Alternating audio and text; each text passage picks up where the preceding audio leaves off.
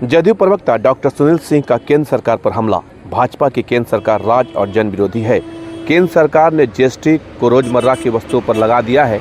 भाजपा की जन विरोधी नीति ऐसी है कि महंगाई मार बढ़ गई है। इसका जवाब हम लोग 2024 में देंगे। मरीज के बेड पर भी इसी प्रकार सरकार ने इसी वर्ष जुलाई से 5% जीएसटी लेना शुरू कर दिया है। कई जीवन रक्षक दवाओं पर भी ये सरकार 12% जीएसटी ले रही है। सर्वाधिक शर्मनाक है कि सरकार द्वारा हेल्थ इंश्योरेंस पर 18% जीएसटी लगाने का फैसला लिया गया है। एक तरफ तो सरकार लगातार स्वास्थ्य पर खर्चे कम कर रही है, बजट इनकी कम हो रही है, स्वास्थ्य सुविधाओं का निजीकरण कर रही है, और दूसरे उस पर कर लगा रही है। तो स्वास्थ्य जो मूलभूत समस्याएं जनता की हैं उसको भी इन लोगों ने नहीं छोड़ा। तो ये जो मैं आपको बता रहा था, केंद्र सरकार की बिहार से भेदभाव और जन विरोधी नीतियों का, स्वास्थ्य की नीतियों का, और आगे अन्य मुद्दों पर भी वो क्षतिपूर्ति राशि भी आरबीआई के माध्यम से कर्ज के रूप में देती थी।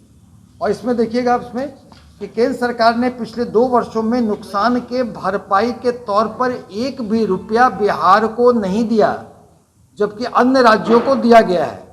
उदाहरण के लिए उत्तर प्रदेश को इन 2 वर्षों में 8,874 करोड़ रुपया दिया गया, आंध्र प्रदेश को 3,199 करोड़, गुजरात को 3,364 करोड़, हरियाणा को 1,325 करोड़, उत्तराखंड को 1,449 करोड़, कर्नाटक को 8,633 करोड़ रुपए दिए गए।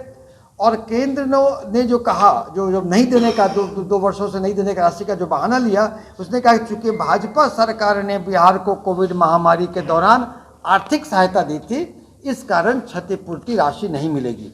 ये कितना हास्यास्पद है कि भाजपा, देखिए, एक तो कोविड के समय में जो बिहार ने कार्य किया, जो बिहार ने कोविड में इलाज के दौरान कार्य किया गया, ये तो पूरे बिहार हिंदुस्तान के लिए तो है ही, विश्व के लिए मिसाल है। कोविड से मृत व्यक्तियों के सहायता राशि के रूप में 4 लाख रुपए दिए गए। बिहार इकलौता ऐसा राज्य था। और पड़ोसी राज्य देख ले, उत्तर प्रदेश में, जहाँ की लोग को एक डिग्निफाइड मौत भी नसीब नहीं हुई, लाशें गंगा जी में तैर रही थी, उसकी बातें मैं तुलनात्मक नहीं कर रहा। तो क्या कोविड के दौरान आम जनता की सेवा करना हमारी राज्य सरकार के लिए पाप बन गया कि इसकी बहाना को लेकर के केंद्र सरकार ने जीएसटी राशि की क्षतिपूर्ति राशि 2 वर्ष तक नहीं दिया? और आप अगर देखेंगे तो आप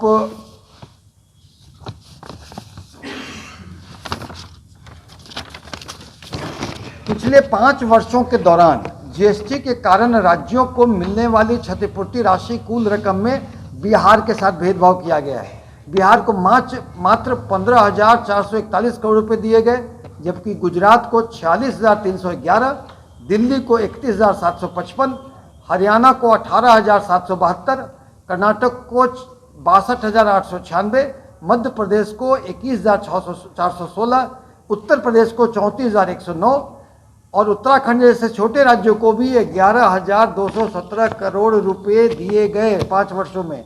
और बिहार को क्या दिया गया? 15,441 करोड़। तो बिहार के साथ भेदभाव आप देख सकते हैं।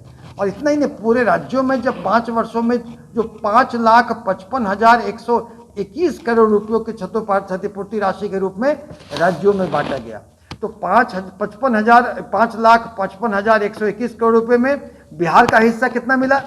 15,441 करोड़ रुपए, जो कि कुल राशि का 2.78% हुआ, जबकि बिहार में देश की कुल जनसंख्या 8.6% है। तो आप देख सकते हैं कि एक तो बिहार को 5 वर्षों में कम मिला, 2 वर्ष तो कुछ नहीं दिया कि कोविड महामारी में दिया गया, और अन्य राज्यों के प्रति कितना भेदभाव किया गया। इसके साथ ही अगर आपको बताएंगे हमारे जो आप स्वास्थ्य का मैं कहता हूँ, बाकी की केंद्र सरकार राज्य विरोधी और गरीब विरोधी है, जन विरोधी है, और उसके एक एक चीज़ों पर जो किस तरह से आम जनता को नुकसान होता है। तो आज उदाहरणतः हम लेंगे जीएसटी को। जीएसटी कर जो है उसको पहले वैट कर होता था, कहलाता था। वैट कर के जगह 2017 में केंद्र सरकार ने उसे जीएसटी कर दिया। जीएसटी कर करने से पहले वैट से मैं आजकल कितना नुकसान हो रहा है इस पर मैं बताऊंगा, उनके कैसे उनके भेदभाव नीति है और जन विरोधी नीति है।